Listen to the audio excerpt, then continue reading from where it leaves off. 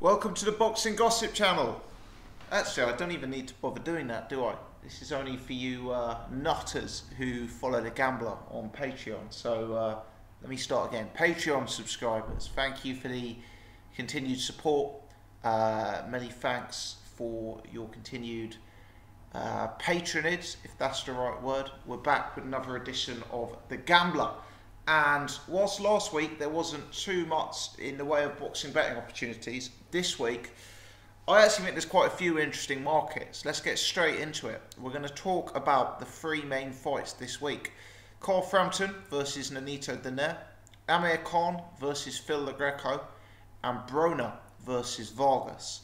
We're going to talk first about Frampton Donaire, as that's actually a fight that I'm giving a swerve even, although I do believe that punters could potentially find a few angles there. Frampton to win the fight, 1-6, 1-7, 1-8, depending on where you shop around. Nonito Donaire, 4-1, 9-2 with a lot of the high street bookmakers. Marathon bet go 53-10, so nearly 5.5 to 1. So if you're having a look at Nonito Donaire, make sure you're not taking the 7-2 with William Hill when you can get 53-10 with Marathon bet. Up to 28s on the draw with Sunbet, Sporting Bet, etc. Method of victory is interesting. Frampton by decision, 1-2, 8-15.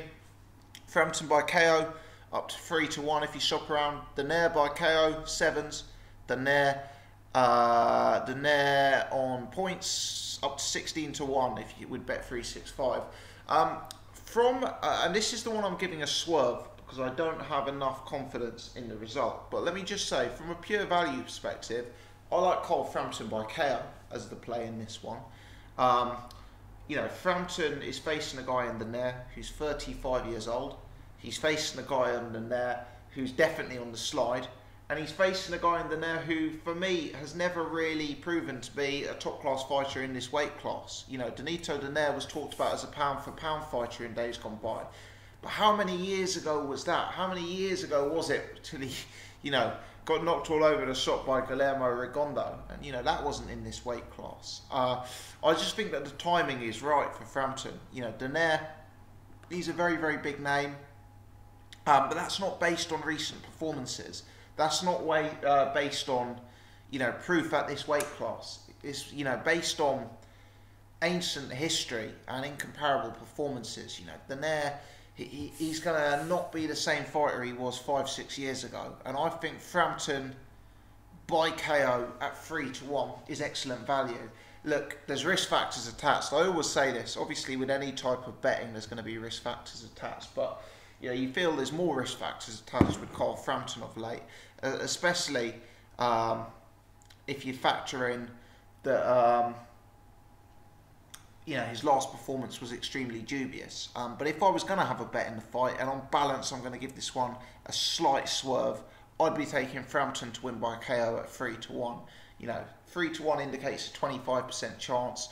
I suggest, in my reckoning, it's more like a 40% chance. I don't make Donaire too live in this fight whatsoever, unless Frampton has slipped, and I believe that the Donaire of old won't be present. So, you know, that's the market that I'd look at, although I am not quite committing to that one just yet, because I think there's more attractive plays elsewhere.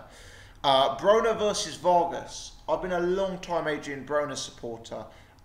You know, viewers of the channel will know that I've been all over Adrian Broner and, you know, looking at ways Adrian Broner could win fights. But it's time to stop making excuses for AB. The performances have continued to decline. He's continued to be unsuccessful while fighting the bigger guys at the higher weight classes. Stepping up against Vargas, you know, Vargas is a guy with an outside game. He's a guy with a bigger frame. He's a guy who, you know, is proven at the type of level that AB continues to lose at when he steps up in class.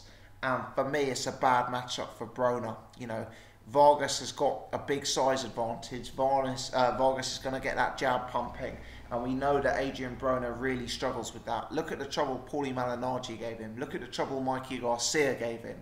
You know, Vargas may not be Mikey Garcia, but I think he's better than Paulie Malignaggi. And I just think it's time to abandon Adrian Broner. You know, the bookmakers have got this price like a 50-50 fight. I suspect that's because of the weight of expectation on Adrian Broner, because of his celebrity and because of the hype attached to his name. I actually think if they were two fighters of similar stature, you could see Vargas as a far more substantial favourite. And when I say stature, I mean stature in terms of public perception. Anyway, Vargas right now, you can get 10 to 11 with a lot of the major bookmakers, 19 to 20 with black type. You could almost get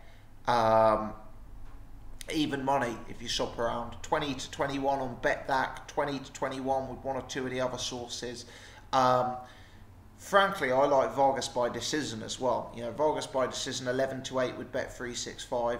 I think that's a solid play because Adrian Broner is very tough. You know, he's gone the distance with very, very big punches in the past when he's taken a bit of a hiding. You know, took a hiding against Madonna, Porter, Garcia, but he's gone the difference.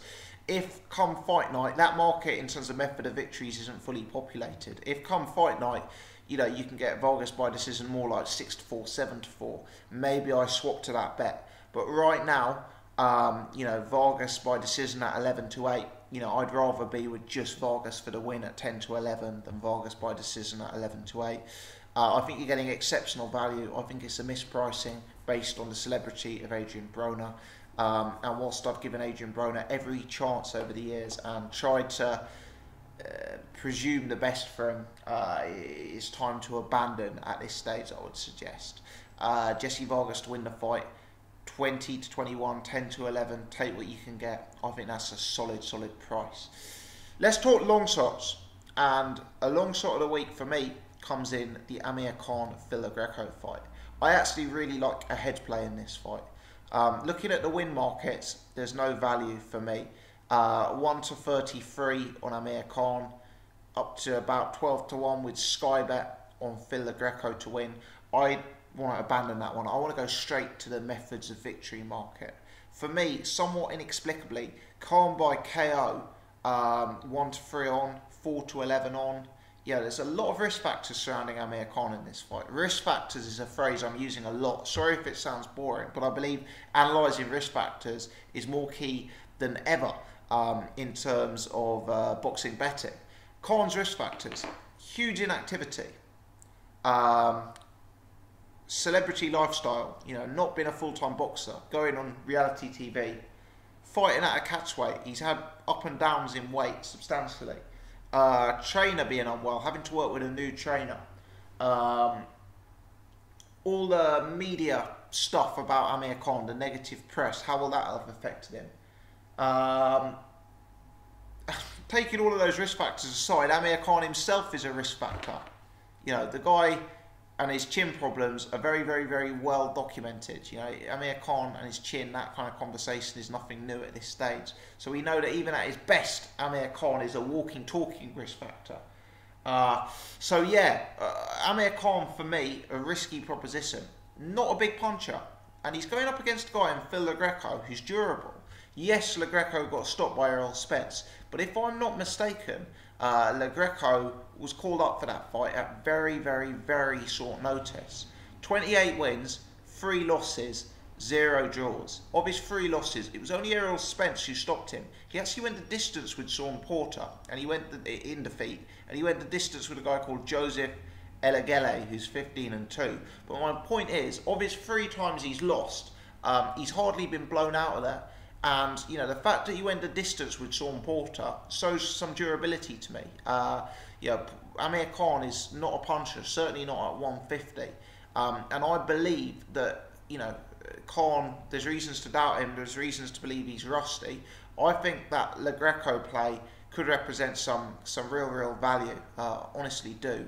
And I think Amir Khan to win the fight on points is a far more attractive bet. You know, you can get 11 to 4 on Khan to win the fight on points with Bet365, Paddy Power, Betfred, Sporting Bet, etc. So for me, I think that Amir Khan by decision is the market that I want to be in. You're talking about a relatively durable guy in Phil Greco, and you're talking about a guy who really isn't a puncher, especially at the higher weight classes. And if I'm not mistaken, this is even higher than welterweight in Amir Khan.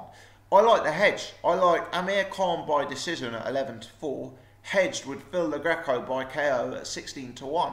You know, I'm not saying LaGreco's going to knock out Amir Khan. That's certainly not my official prediction. But I do think LaGreco's got a chance of knocking out Amir Khan. I mean, LaGreco has got 15 KOs on his resume. He's had 12 weeks to train for this fight, and that's a big factor. Phil LaGreco's the kind of guy who's been taking fights at very, very short notice, maybe not doing the training to do himself justice. He's going to be far better. This is his big opportunity on a massive stage to make a statement. So I think LaGreco by KO at 16 to 1, noting Amir Khan's history with being knocked out, is good value. I really do think this market is distorted because of what I deem to be a strange price of Khan by KO at 1 to 3. And I think that's leading to an artificial inflation of the other prices. So I'm on that one. I'm on Khan by decision at 11 to 4, hedged with LaGreco by KO at 16 to 1. At those prices, you can make the bet up any way you want. My main bet is Khan by decision, as I think that's the most likely output. But if LaGreco wins by KO at that price, I'll still make a very, very, very tidy profit. I'll also be taking Jesse Vargas to win the fight. So, you know, there's my bets for you guys. Bet of the week, Jesse Vargas to win the fight at 10 to 11.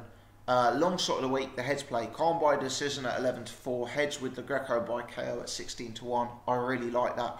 I'm also considering Frampton by KO at 3 to 1. That's the one I'm least confident about, so that's the one I'm probably most likely to swerve. But the other two, I'm all over. Let me know your thoughts. Thanks for tuning in.